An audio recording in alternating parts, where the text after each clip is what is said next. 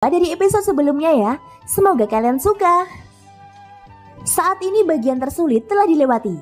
Xiaoyan benar-benar yakin bahwa dia akan berhasil membentuk manik spiritual. Selama tidak ada hal tak terduga yang terjadi selama proses tersebut, dia pasti akan berhasil membentuk manik spiritual. Kegembiraan tanpa sadar melonjak ke dalam hati Xiaoyan ketika dia memikirkan perasaan naik ke alkemis peringkat 3. Dia berhenti ragu-ragu dan segera duduk untuk mempersiapkan proses kondensasi selanjutnya. Namun suara Guyao tiba-tiba terdengar pada saat ini. Apakah kamu yakin ingin membentuk manik spiritual sekarang? Kamu harus memahami bahwa bentuk embrio dari manik spiritual telah terbentuk. Belum terlambat bagimu untuk menyempurnakannya di masa mendatang. Namun jika kamu sedang terburu-buru untuk menyempurnakan manik spiritual sekarang, kemungkinan besar akan ada kegagalan, ucap Guyao. Xiaoyan terkejut saat mendengar kata-kata Guyao. Sekarang setelah bentuk embrio manik spiritual telah terbentuk, langkah selanjutnya adalah menyempurnakannya sepenuhnya. Segalanya tampak berjalan sangat lancar. Jelas sekali bahwa manik spiritual akan segera terbentuk. Mungkinkah masih ada celah? Pak Tua, bolehkah aku tahu maksudmu dengan ini? Tanya Xiaoyan. Kekuatan spiritualmu saat ini baru saja naik ke tingkat kaisar tingkat lanjut. Meskipun aku belum pernah melihat orang yang bisa menyempurnakan manik spiritual di tingkat kaisar tingkat lanjut, mengingat pengalamanku yang lama, aku pikir peluang suksesnya tidak akan melebihi 30%, ucap Guyao. Xiaoyan segera mengerti setelah mendengar kata-kata itu. Guyao benar. Menggunakan kekuatan spiritual tingkat kaisar tingkat lanjut untuk membentuk manik spiritual, seperti menggunakan Daoseng bintang 9 untuk secara paksa melakukan terobosan ke ranah bandi. Terlepas dari betapa menakutkannya bakat pelatihan seseorang, kesenjangan antara kekuatan seseorang tidak dapat diimbangi. Jika tidak, para jenius pelatihan yang terlahir dengan bakat hebat tidak perlu melakukan upaya apapun. Mereka bisa saja mendominasi benua itu. Kata-kata Guyao tidak diragukan lagi telah menusuk hati Xiaoyan yang dipenuhi dengan keyakinan. Dengan kata lain, manik spiritual ini hanya bisa tetap seperti semula. Bagaimanapun juga konsekuensi dari kegagalan memurnikan manik spiritual adalah sesuatu yang bahkan Xiaoyan tidak akan mampu menanggungnya. Di sisi lain, Xiaoyan merasakan antisipasi di dalam hatinya. Dia tidak bisa menunggu lebih lama lagi. Manik spiritual adalah koneksi kekuatan spiritual pertama yang dihubungi Xiaoyan setelah datang ke benua Yuanwu. Dia tidak ingin menyerah begitu saja. Jika ada peluang untuk berhasil menyempurnakan manik spiritual, bahkan jika hanya ada peluang 30%, Xiaoyan pasti tidak akan menyerah begitu saja. Xiaoyan terdiam beberapa saat sebelum akhirnya dia mengangguk dengan ekspresi muram. Kedua matanya menunjukkan ekspresi penuh tekad. Segera setelah itu senyuman penuh tekad muncul di sudut mulutnya. Dia menertawakan Guyao di dalam hatinya. Karena Gutua belum pernah melihat orang yang bisa memurnikan manik spiritual dengan kekuatan jiwa tingkat kaisar tingkat lanjut, izinkan aku mencobanya hari ini. Jika itu tidak berhasil, paling-paling jiwaku akan terluka, ucap Xiaoyan. Kekuatan spiritual yang liar dan ganas mulai mendatangkan malapetaka di dalam tubuh Xiaoyan. Situasi awalnya stabil, tiba-tiba berbalik dalam waktu yang singkat. Manik spiritual dalam lautan kesadaran Xiaoyan mulai memberontak dengan keras pada saat ini. Kekuatan spiritual yang awalnya berkumpul mulai menyebar secara sembarangan. Itu melewati tubuh Xiaoyan dan dengan cepat menyebar ke seluruh dunia pohon roh. Xiaoyan tanpa sadar terkejut dengan adegan ini. Tak disangka manik spiritual ini akan langsung menjadi ganas hanya karena ada sedikit penyimpangan. Jika dia membiarkan kekuatan spiritual itu terus menyebar, kemungkinan besar esensi jiwanya akan mengalami cedera yang belum pernah terjadi sebelumnya. Bahkan Guyao tidak berdaya menghadapi ini. Meski cukup kuat, ia tetap tidak berdaya menghadapi situasi yang menimpa Xiaoyan. Ketika kekuatan spiritual yang bergejolak berubah menjadi gelombang demi gelombang badai yang melanda dunia roh, para anggota Sukuro dengan cepat merasakannya. Ini sepertinya aura bocah manusia bernama Yan Xiao itu. Sungguh kekuatan spiritual yang sangat kuat. Dengan kekuatan spiritual tingkat ini, kemungkinan besar kekuatannya sudah mencapai kelas kaisar, ucap salah satu anggota Sukuro itu.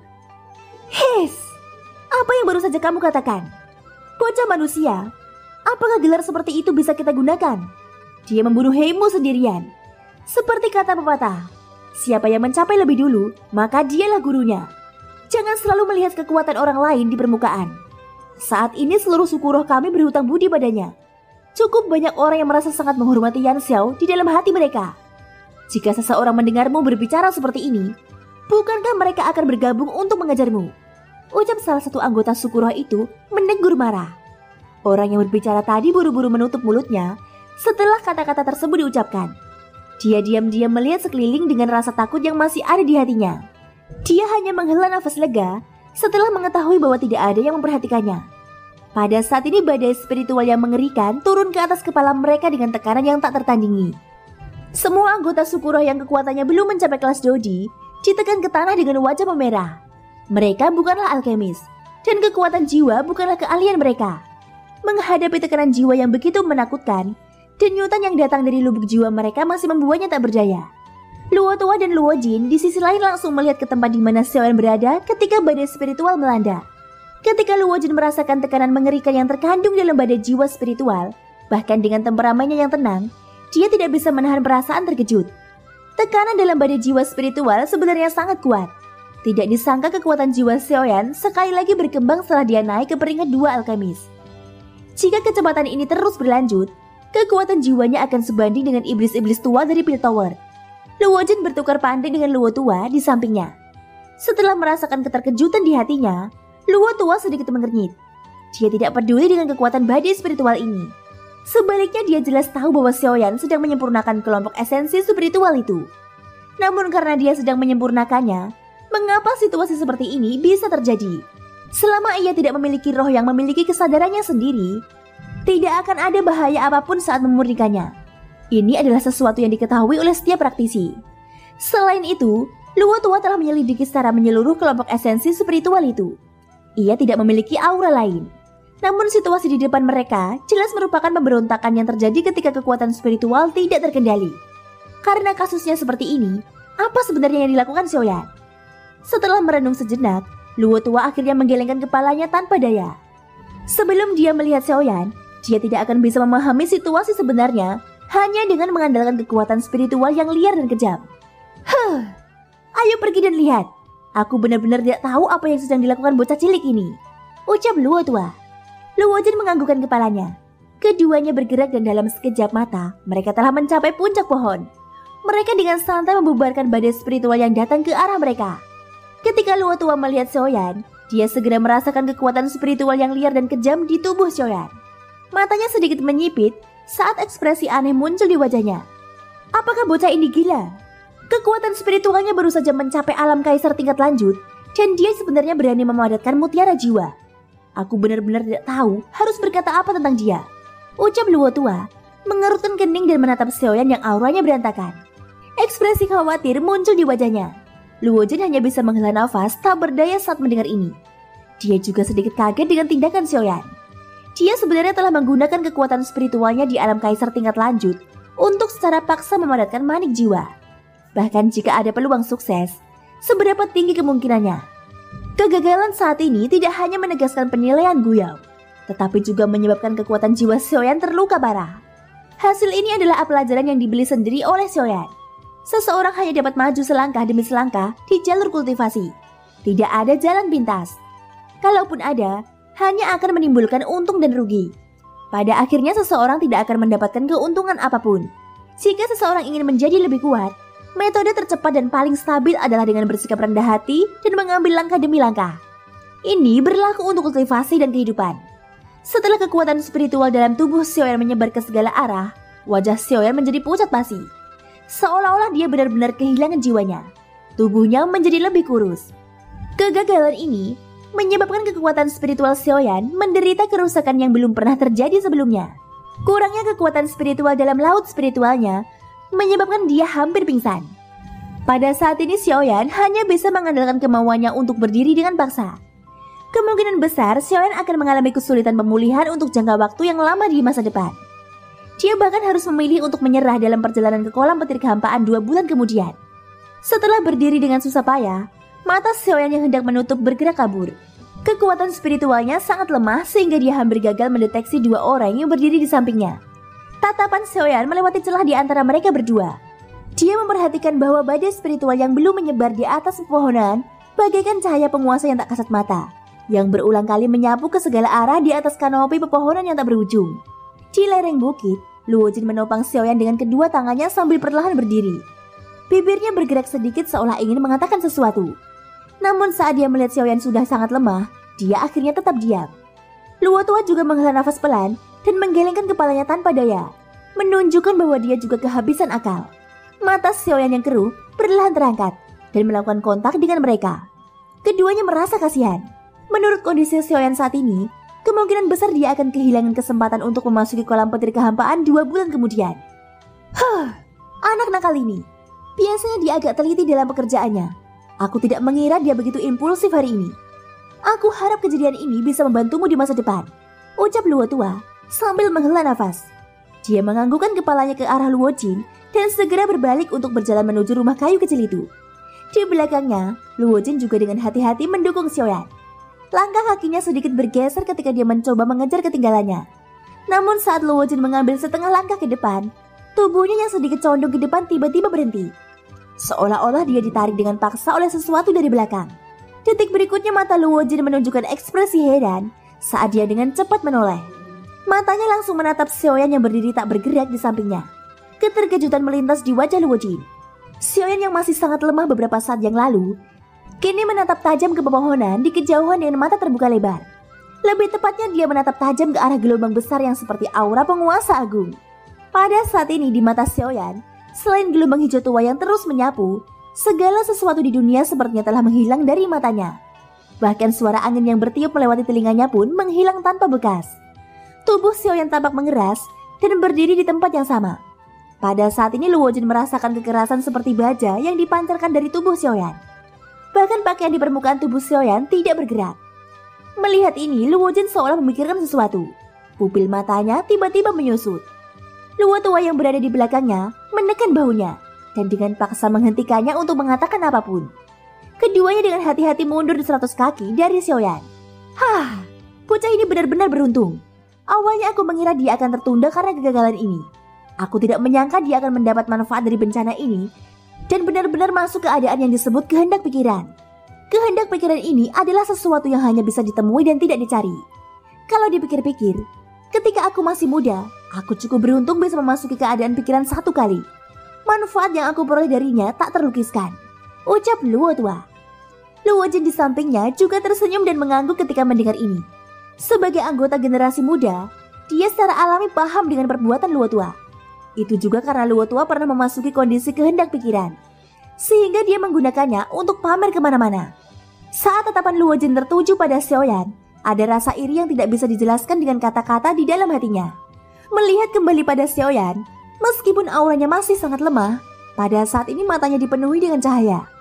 Ombak di atas hutan tak berujung secara bertahap menyebar di bawah tatapan Xiaoyan, menelan hutan lebih jauh. Sebelum gelombang pertama mereda, gelombang lain muncul. Setelah gelombang pepohonan pertama menyapu seluruh hutan pegunungan, gelombang pepohonan lainnya menyapu. Mata Xiaoyan menatap tajam ke pemandangan di depannya. Doki yang lelah di tubuhnya secara bertahap meningkat pada saat ini. Luo tua dan Luo Jin dapat merasakan perubahan pada tubuh Xiaoyan. Wajah mereka tanpa sadar menunjukkan senyuman heran. Gelombang pohon membawa gugusan dedaunan yang memanjang hingga ke kejauhan. Daun-daun yang berwujud terus berputar dalam gelombang spiritual yang tak terlihat. Meskipun tampak kacau, jika diamati dengan cermat, seseorang akan menemukan bahwa dedaunan mempertahankan ritme khusus saat berputar. Xiaoyan berulang kali mengingat setiap perubahan dan lintasan gelombang pohon dalam pikirannya. Setelah 6 jam, Xiaoyan masih berdiri diam di tempat yang sama. Meskipun dia tidak bergerak, orang dapat melihat sekilas bahwa wajahnya yang semula pucat sekali lagi mendapatkan kembali kilau kemerahannya. Aura di tubuhnya bahkan lebih kuat dibandingkan saat dia baru saja memasuki dunia roh. Kekuatan jiwa yang telah hilang sepenuhnya juga telah pulih ke puncaknya dalam waktu 6 jam yang singkat ini. Meski begitu, Xiaoyan masih mempertahankan postur yang sama seperti saat dia baru saja berdiri. Semua perhatiannya terfokus pada tubuhnya. Dalam benaknya dia berulang kali mengingat pemandangan gelombang pohon yang melanda hutan. Dengan lambaian tangannya, penguasa Suan yang terbentuk dari kekuatan spiritual muncul. Xiaoyan yang diam-diam berdiri di dunia luar juga melakukan hal yang sama. Penguasa Suan hitam tiba-tiba terbang keluar. Dia meraihnya ke telapak tangannya dan kaki kirinya tiba-tiba maju setengah langkah. Setelah penguasa Suan berputar di telapak tangannya, sebuah kekuatan muncul dari telapak tangannya dan penguasa Suan langsung membeku di udara. Sudut kemiringannya sebenarnya sama persis dengan apa yang dia lihat di dalam keadaan kehendak pikiran. Tanpa ragu-ragu, Doki di dalam pusaran di tubuh Xiaoyan tiba-tiba meloncat dengan liar. Tangan kanannya memegang penguasa Suan erat-erat saat dia mengerahkan kekuatannya. Kakinya tiba-tiba menginjak tanah dan tubuhnya terangkat ke udara. Pada saat itulah, penguasa Suan besar di tangannya juga diayunkan.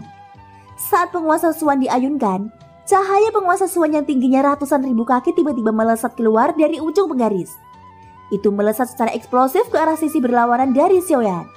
Pada saat ini ekspresi Luo Tua dan cucunya langsung berubah. Ini karena cahaya penguasa Suan benar-benar terbang ke arah mereka tanpa penyimpangan apapun. Cahaya penguasa Suan yang tajam membawa aura agung yang bisa menembus langit saat ditembakkan. Kemanapun ia melewatinya, ruang kosong itu akan langsung terkoyak oleh angin kencang yang dibawanya. Kekuatan menakutkan semacam ini telah melampaui kategori teknik dao biasa. Mata Luo Jin menatap tajam ke arah cahaya penguasa yang terbang ke arahnya. Niat bertarung terpancar dari dalam hatinya. Doki di tubuhnya juga meningkat dengan cepat saat ini. Sejujurnya meskipun Luo Jin cukup memahami kekuatan Xiaoyan, mereka berdua tidak pernah memiliki kesempatan untuk bertarung karena masalah mereka sendiri. Oleh karena itu cahaya penguasa di depannya telah membangkitkan niat bertarung panas yang telah diantisipasi Luo Jin di dalam hatinya. Dengan penglihatan Luo Jin, dia secara alami dapat mengetahui bahwa kekuatan yang terkandung dalam cahaya penguasa ini pasti tidak kalah dengan teknik dao kelas manusia. Hal ini juga menyebabkan dia menjadi sangat bersemangat. Luo Jin membalik tangannya, kemudian sebuah kipas giok berwarna putih muncul di telapak tangannya. Luo Jin melambaikan tangannya dan kipas giok mengeluarkan suara suah saat terbuka. Segera tatapannya melihat ke arah cahaya penguasa Suan yang menuju ke arahnya. Namun tepat ketika Luo Jin sudah siap menyerang, ekspresi wajahnya tanpa sadar menjadi kaku karena pemandangan di depannya. Dia dengan jelas melihat bahwa sebenarnya ada sosok manusia buram berwarna merah yang terlihat sebagian di dalam cahaya penguasa Suan. Sosok manusia itu memegang penguasa dan mengangkatnya tinggi-tinggi, bersiap melepaskan kekuatan penghancur yang lebih menakutkan saat ia bertabrakan dengan Luo Jin. Melihat adegan ini, hati Luo Jin bergetar hebat. Dia tidak pernah membayangkan bahwa cahaya penguasa ini lebih menakutkan daripada apa yang dia lihat dan bayangkan.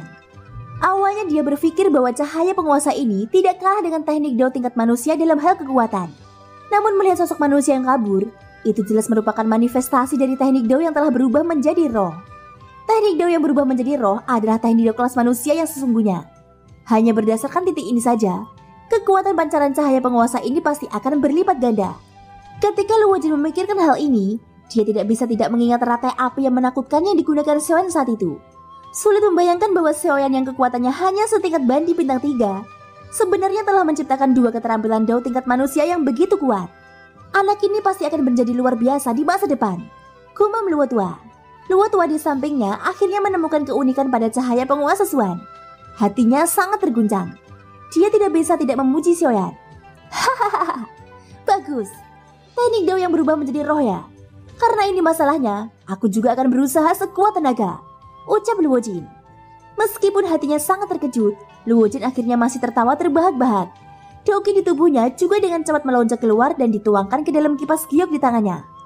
Setelah Doki mengalir, banyak simbol misterius berwarna hijau secara bertahap muncul pada kipas yang awalnya tanpa hiasan, menyebabkan kipas giok ini memancarkan perasaan yang sangat misterius.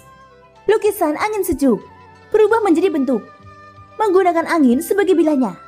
Tebasan angin sejuk, teriak Luo Jin sambil mengangkat lengan kanannya. Doki berwarna hijau melayang keluar saat kipas giok diayunkan.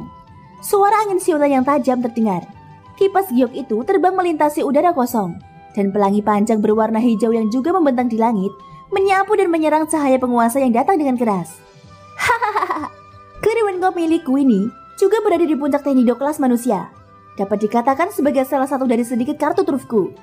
Hari ini izinkan aku melihat apakah teknik penguasa Suan saudara Yan Xiao lebih kuat atau Keriwen Kop milikku lebih baik, ucap Luo Jin. Karena Xiaoyan sudah bergerak, Luo Jin juga tahu bahwa Xiaoyan pasti sudah sadar kembali.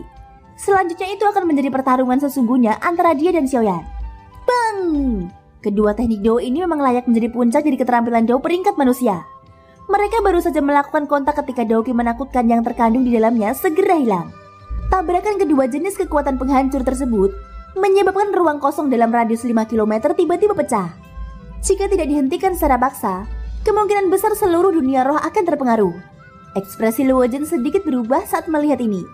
Dia memusatkan seluruh perhatiannya pada pertarungan dan lupa bahwa dia berada di dunia roh. Begitu badai itu melanda, kemungkinan besar dunia roh akan menderita kerugian yang cukup besar. Hehehe, santai saja dan bertarunglah. Serahkan masalah ini padaku. Tidak perlu membuat anggota suku roh lainnya khawatir tentang perkelahian di antara kalian generasi muda, ucap Luo Tua. Pada saat yang sama dia melambaikan lengan bajunya dan tekanan tak terlihat dengan cepat keluar. Itu dengan paksa menghentikan badai Doki ketika menyapu. Di level Luo tua, dia hanya melambaikan tangannya untuk mengisolasi ruang. Dengan tindakan Luo tua, badai energi secara alami tidak dapat terus menyebar. Ruang kosong tempat Xiaoyan dan Luo Jin berada telah sepenuhnya menjadi panggung duel mereka. Dalam sekejap, hal itu menarik cukup banyak anggota Sukuro untuk mengamati pertarungan tersebut. Ketika cahaya penguasa Suan pertama tersebar, Clear Wind Cup milik Luo Jin juga telah sepenuhnya dicerna. Keduanya bisa dianggap berimbang dalam pertukaran pertama ini. Hahaha, memang layak menjadi duo skill yang sudah dipahami setelah maju. Kekuatan seperti itu sungguh luar biasa. Untungnya aku sudah melatih Clear Wind Cup ini hingga mencapai titik kesempurnaan. Kalau tidak, sulit bagiku untuk menandinginya, ucap Luo Jin. Pada saat ini perbedaan antara duo skill yang dibuat sendiri dan duo skill yang diperoleh telah ditampilkan. Serangan penguasa cahaya tadi hanyalah sebuah eksperimen, namun kekuatannya sangat menakjubkan. Jika Xiaoyan terus berlatih teknik penguasa Suan ini di masa depan, kemungkinan Clear Wind Cup milik Luo Jin tidak lagi cocok untuknya. Saudara Yan Xiao, apa yang kamu pikirkan? Selama pertarungan, perhatianmu tidak boleh diganggu, ucap Luo Jin. Xiaoyan juga tertawa saat mendengar ini. Dia tahu Luo Jin pasti tidak akan menahan diri terhadapnya hari ini. Karena ini masalahnya, dia bisa melepaskan keberaniannya dan mencobanya. Ini juga merupakan kesempatan bagus untuk melihat manfaat besar apa yang diperoleh Xiaoyan dari memasuki kondisi pikiran. Hahaha, bagus. Kalau begitu saudara Luo Jin harus memberikan pukulan terbaikmu. Aku juga ingin melihat betapa kuatnya teknik do yang baru saja aku pahami ini, ucap Xiaoyan sambil memutar penguasa Suan dengan lincah di tangannya. Luo Jin menjadi semakin bersemangat karena hal ini. Saudara Yan Xiao, aku datang, ucap Luo Jin. Dengan tawa keras, pilar cahaya Doki segera melesat keluar dari mata Luo Jin ke arah Xiaoyan. Di sisi lain Xiaoyan mundur setengah langkah. Pada saat yang sama Doki yang seperti api melonjak dan menutupi permukaan telapak tangannya. Telapak musim semi kuning, teriak Xiaoyan. Dia menatap tajam ke arah pilar cahaya Doki yang melesat ke arahnya. Kekuatan di telapak tangannya juga semakin diaglomerasi. Saat pilar cahaya Doki menyerang, tubuhnya tiba-tiba bergerak dan telapak tangannya dengan keras bertemu dengan pilar cahaya. Bang! Namun mata Xiaoyan terkejut pada saat berikutnya. Pilar cahaya Doki yang dipenuhi aura mengesankan dengan mudah dihancurkan oleh telapak musim semi kuning miliknya. Dengan kata lain, sinar energi yang tampak agresif ini sebenarnya hanyalah tipuan. Hahaha, saudara Yan Xiao, sebelah sini. Tawa Luo Jin terdengar dari sisi tubuh Xiaoyan. Dari suaranya sepertinya Luo Jin cukup puas dengan gerakannya. Tanpa ragu-ragu Luo Jin melemparkan telapak tangannya ke arah Xiaoyan. Meskipun Xiaoyan sedikit terkejut, bagaimanapun juga dia adalah seseorang yang sudah lama berada di medan perang. Dia tidak takut sedikit pun. Tubuhnya tiba-tiba bergetar dan seluruh kekuatan di tubuhnya berkumpul di bahu kirinya yang dekat dengan sisi Luo Jin. Doki meloncat dengan keras. Dengan teriakan pelan di dalam hatinya, dia menggunakan bahu kirinya untuk menghadapi telapak tangan Luo Jin yang menghantamnya. Ledakan Oktan, teriak Xiaoyan. Ledakan Oktan adalah teknik do kelas Suan pertama Xiaoyan. Meskipun tingkatannya tidak tinggi, keuntungannya adalah ia sangat sombong. Setelah bertahun-tahun berlatih, kendali Xiaoyan terhadap ledakan Oktan sangat mulus. Sekarang Xiaoyan menggunakannya sekali lagi. Selama dia mau, dia bisa dengan santai menggunakan ledakan Oktan dari setiap bagian tubuhnya. Saat itu Yalong telah memberitahunya bahwa ledakan Oktan dapat dibandingkan dengan teknik do kelas manusia jika dilatih hingga batasnya. Sekarang Xiaoyan telah menggunakan kekuatan absolutnya sendiri untuk menekan batas ini, memungkinkan ledakan Oktan berhasil memasuki level baru. Saat keduanya bersentuhan, pakaian di tubuh Xiaoyan sekeras baja. Wajah Luo Jin juga dipenuhi keterkejutan ketika dia melihat Xiaoyan di depannya. Sejak kapan bahunya bisa digunakan untuk menampilkan teknik do? Kelompok anggota Sukuro yang menyaksikan pertarungan dari luar juga sama terkejutnya di hati mereka. Anggota Sukuro yang kekuatannya telah mencapai kelas Bandi atau lebih tinggi juga akan terkejut dengan tindakan Xiaoyan. Mereka semua adalah praktisi tetapi mereka tidak tahu bahwa seseorang sebenarnya dapat menggunakan bagian tubuh ini untuk menampilkan teknik do. Ini terlalu sulit dipercaya. Bahunya sebenarnya bisa melepaskan teknik do. Bagaimana ini mungkin? Dalam sejarah, aku rasa aku belum pernah mendengar metode pelepasan teknik do seperti itu. Kata-kata terkejut dan tidak percaya menyebar ke seluruh pinggiran ruang ini. Saat kata-kata ini masuk ke telinga Luo Jin tanpa sadar tertawa pelan. Dia menertawakan ketidaktahuan orang-orang yang berbicara. Keterasingan suku mereka telah menyebabkan mereka semakin sedikit mengetahui tentang pengendalian kekuatan. Jika ini terus berlanjut, suku pohon roh akan dimusnahkan sebelum orang luar datang untuk memusnahkan mereka. Teknik Dao hanyalah cara bagi seorang praktisi untuk melepaskan kekuatannya sendiri. Alasan mengapa sebagian besar praktisi menyuntikkan Daoki mereka ke anggota tubuh dan senjata mereka adalah karena mereka sudah terbiasa dengan gaya bertarung seperti itu. Namun teknik Dao pada akhirnya adalah teknik Dao. Selama seseorang mau, tidak masalah di mana seseorang bisa melepaskan teknik Dao. Yang penting adalah tingkat penguasaan teknik Dao itu sendiri, ucap Luo Jin. Penjelasan Luo Jin langsung membungkam anggota suku roh yang tidak percaya. Pada saat ini dua teknik Dao yang sama kuatnya menemui jalan buntu selama beberapa menit. Sebelum pakaian berwarna hitam seperti baja Xiaoyan benar-benar terbelah dan membentuk garis retakan, sebagai perbandingan, teknik Dao Luo Jin memang sedikit lebih kuat. Ketika Luo Jin melihat ini, senyuman tanpa sadar muncul dari sudut mulutnya. Tetapi ketika dia melihat ke arah Xiaoyan, dia menemukan bahwa Xiaoyan juga sedang menatapnya sambil tersenyum. Dengan ekspresi kosong, Luo Jin merasa ada yang tidak beres. Namun ketika dia memusatkan perhatiannya dan menoleh, mulut Xiaoyan tiba-tiba mengeluarkan seruan ledakan yang menggemparkan. Ledakan oktan, meledak! Teriak Xiaoyan. Tubuhnya tiba-tiba bergetar, dan kekuatan besar yang liar dan ganas mengguncang tubuh Luo Jin beberapa langkah ke belakang. Ekspresi Luo Jin langsung berubah. Di bawah kendali cerdik Xiaoyan, Luo Jin belum menemukan 8 lapisan kekuatan tersembunyi ledakan oktan pada waktunya. Saat ini kekuatan tersembunyi telah memasuki tubuhnya. Jika dia mencoba memecahkannya sekarang, dia akan berada dalam kekacauan lagi. Saat Luo Jin sibuk memecahkan 8 lapisan kekuatan tersembunyi di tubuhnya, Xiaoyan tertawa keras. Dia tanpa basa-basi mengejar Luo Jin tanpa memberinya kesempatan.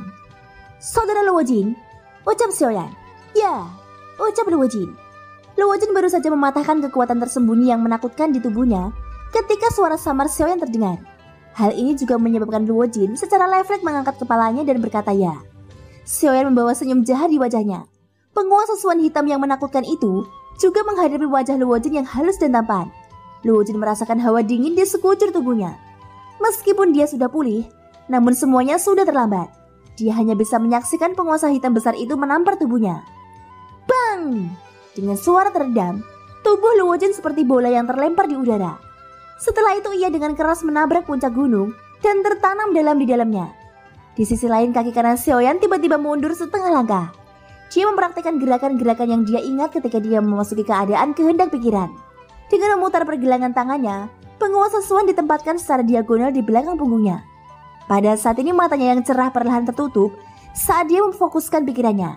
Xiaoyan melakukan yang terbaik untuk memikirkan tentang rangkaian teknik Dao yang telah dia pahami dalam pikirannya sebelumnya. Kali ini dia ingin menggunakan semua gerakan selanjutnya setelah serangan pertama. Pada saat yang sama dia ingin melihat kekuatan seperti apa yang dimiliki teknik Dao ini, yang bergantung pada kondisi pikiran untuk memahaminya. Ini duel yang kita sepakati. Kenapa kamu menampar wajahku? Teriak Luo Jin. Dengan teriakan marah, Luo Jin terbang keluar dari tumpukan pecahan batu. Selain tampak dalam kondisi yang sedikit menyajikan, Luo Jin tidak menderita luka parah. Oleh karena itu saat dia keluar, dia tidak bisa menahan diri untuk tidak menunjuk ke hidung Xiaoyan dan berteriak keras dengan marah. Di sisi lain Xiaoyan benar-benar tenggelam dalam pikirannya. Hanya kekuatan spiritualnya yang menyebar ke seluruh ruang. Aura penguasa Suan juga berangsur-angsur meningkat. Simbol misterius di tubuh penguasa Suan juga dipenuhi dengan daoki seperti api berwarna merah tua. Kekuatan destruktif yang liar dan kejam perlahan-lahan menggumpal di dalam penguasa besar itu. Melihat adegan ini, Luo Jin langsung melepaskan pikiran bercanda di dalam hatinya. Penampilan Xiaoyan saat ini dengan jelas menunjukkan bahwa dia akan menggunakan teknik Dao dari sebelumnya. Pertama kali dia menggunakannya, Xiaoyan hanya sebatas beberapa tarikan nafas. Secara logika ini agak terburu-buru. Pada saat ini seluruh tubuh Xiaoyan terbenam di dalamnya. Jika dia menggunakan seluruh kekuatannya lagi, kekuatannya mungkin akan lebih mengerikan dari sebelumnya. Dengan cara ini, Luo Jin tidak punya waktu ekstra untuk membayangkan betapa kuatnya teknik Dao itu. Diperlukan waktu tertentu untuk menggunakan teknik Dao tingkat manusia. Ini adalah kasus Xiaoyan dan Luo Jin. Karena Clear Wind Cup miliknya mampu membatalkan serangan sebelumnya, kali ini seharusnya bisa melakukan hal yang sama. Menghadapi teknik Dao yang akan digunakan Xiaoyan, hati Luo Jin jauh lebih tenang dengan pengalaman pertamanya. Dengan lambaian tangannya, kipas giok muncul dan pemandangan familiar sekali lagi muncul. Kelompok anggota Sukuro di luar arena juga menggunakan berbagai tatapan untuk mengamati dua orang di langit. Bagi elit Dodi, Xiaoyan dan Luo Jin dapat dianggap sebagai naga di antara manusia. Tidak hanya mereka memiliki kekuatan yang luar biasa, tetapi keterampilan Dao di tangan mereka juga menyebabkan para elit Dodi mendambakan mereka. Di tengah keheningan, Xiaoyan yang tadi terdiam dengan mata terpejam tiba-tiba mengangkat kepalanya. Begitu dia membuka matanya, cahaya terang keluar, menyebabkan orang lain tidak bisa melihat langsung ke arahnya. Pada saat yang sama, Xiaoyan memegang penguasa Suan di satu tangan dan sedikit menekuk kaki kanannya saat dia melangkah mundur. Ia teringat kejadian saat gelombang pepohonan menyapu lautan pepohonan. Dengan teriakan keras, penguasa besar di tangannya diayunkan dan menyapu ruang kosong di depannya. Cahaya penguasa Suan setinggi 100.000 kaki langsung melesat keluar dari ujung penguasa Suan. Itu dengan paksa merobek ruang kosong di sekitarnya, membawa kekuatan menakutkan yang tak tertandingi saat melesat ke arah Luo Jin. Merasa kekuatan cahaya penguasa Suan yang bahkan lebih menakutkan dari sebelumnya, hati Luo Jin tanpa sadar menjadi serius. Benar saja, seperti yang dia khawatirkan. Di bawah kekuatan penuh Xiaoyan, kekuatan teknik Do ini sekali lagi meningkat ke level lain. Jika dia tidak mampu melepaskan kekuatan penuh dari Clear Wenkok, kemungkinan besar dia akan menderita kerugian yang cukup besar saat menghadapi cahaya penguasa Suan. Memikirkan hal ini, Luo Jin tanpa ragu-ragu dan bersiap melepaskan kekuatan penuhnya. Dia dengan liar menuangkan Daoki di tubuhnya ke dalam kipas giok di tangannya. Cahaya Daoki berwarna hijau menerangi ruang kosong. Permukaan tubuh Luo Jin juga ditutupi oleh cahaya hijau. Hahaha, Saudara Yan Xiao, coba tunjukkan padaku betapa menakutkannya teknik Dao yang telah kamu pahami di bawah keadaan kehendak pikiranmu, teriak Luo Jin. Setelah berbicara, Luo Jin melambaikan tangannya dan kipas giok yang tertutup itu tiba-tiba terbuka dengan suara sua. Cahaya hijau menyala ke segala arah, melukis dengan angin jernih, mengambil bentuk, menggunakan angin sebagai bilahnya. Pemotongan angin jernih, teriak Luo Jin. Saat teriakan keras terdengar, kipas giok yang sudah sepenuhnya tertutup oleh cahaya hijau langsung menembus ruang kosong. Itu membawa gelombang suara angin kencang yang tajam. Cahaya hijau 100.000 kaki langsung terbentuk. Itu meluas secara eksplosif dan dengan keras menghantam cahaya penguasa Suan yang menuju ke arahnya. Ketika keduanya bersentuhan, adegan yang muncul di sebelumnya kembali dimainkan.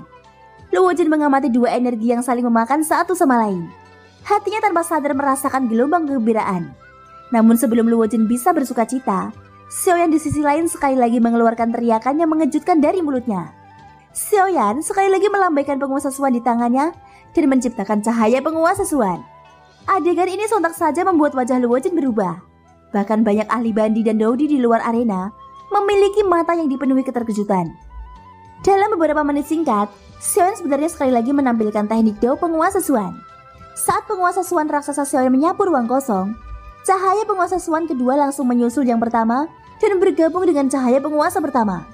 Daoki merah terang seperti api mewarnai ruang kosong.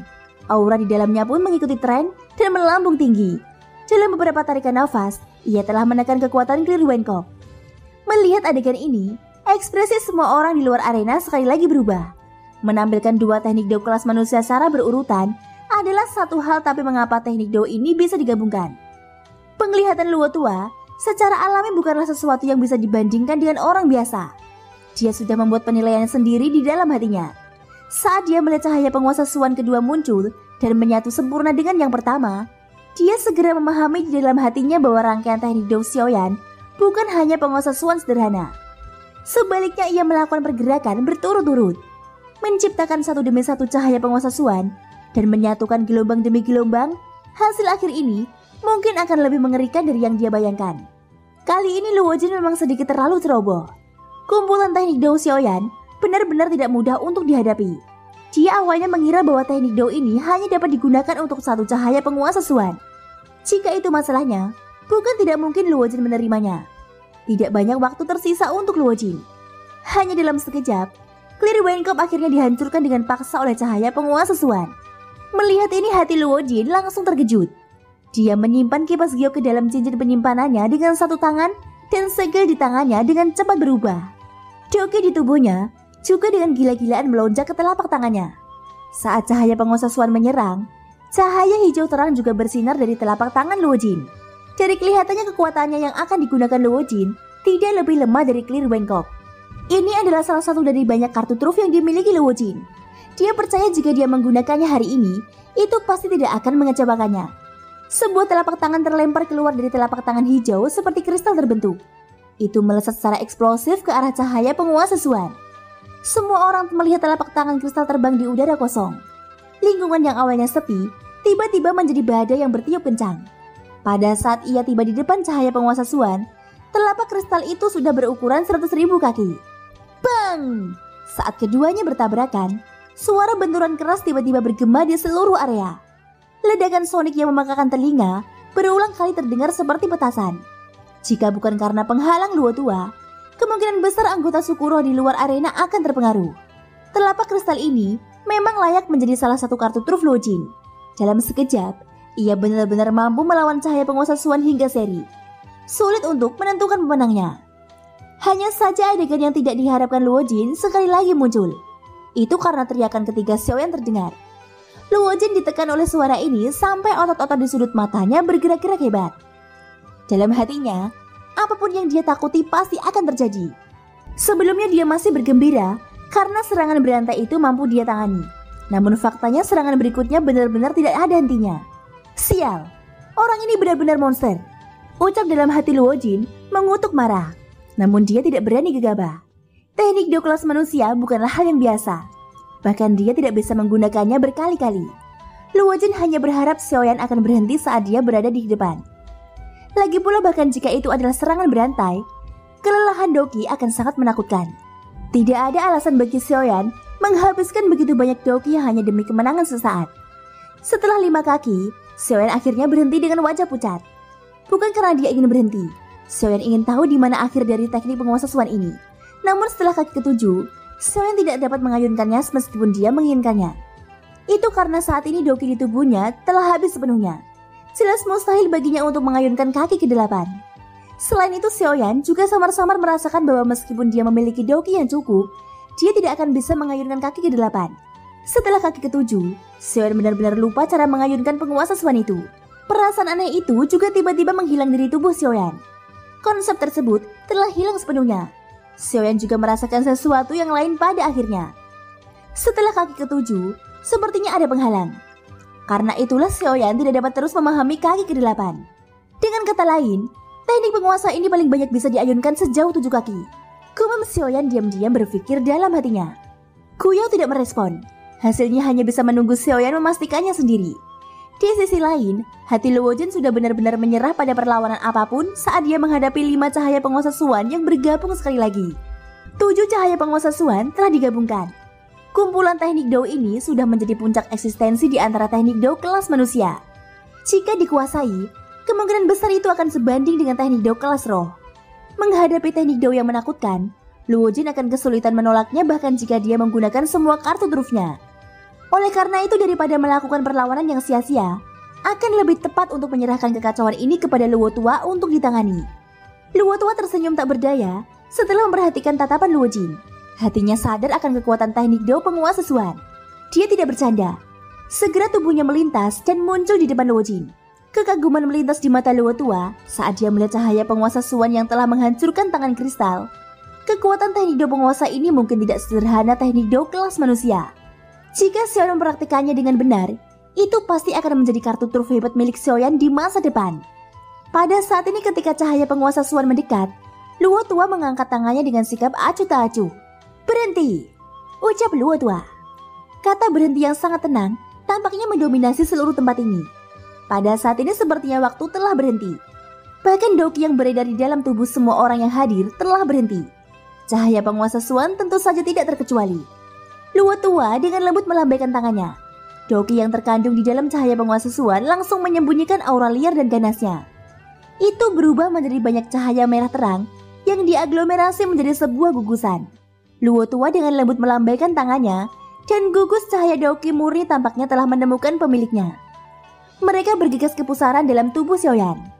Adegan yang tampak sederhana ini membuat semua orang yang hadir merasa terkejut. Xiaoyan juga sangat terkejut dengan tindakan Luo Tua, sehingga dia tidak dapat pulih untuk waktu yang lama. Luo Jin melihat ke arah cahaya penguasa Suan yang telah menghilang. Kecemasan di hatinya juga hilang. Luo Tua dengan santai mengembalikan ruang kosong yang gelap ke keadaan semula. Tubuhnya bergerak dan tiba di depan Xiaoyan. Sambil tersenyum, dia berbicara kepada Xiaoyan. Hehehe, anak kecil, keberuntunganmu benar-benar bagus. Kamu dapat untung dari bencana dan benar-benar memahami teknik Dao yang luar biasa. Gunakan dengan baik. Di masa depan, itu pasti akan menjadi kartu truf yang bagus untukmu, ucap Luo Tua. Xiaoyan mengangguk.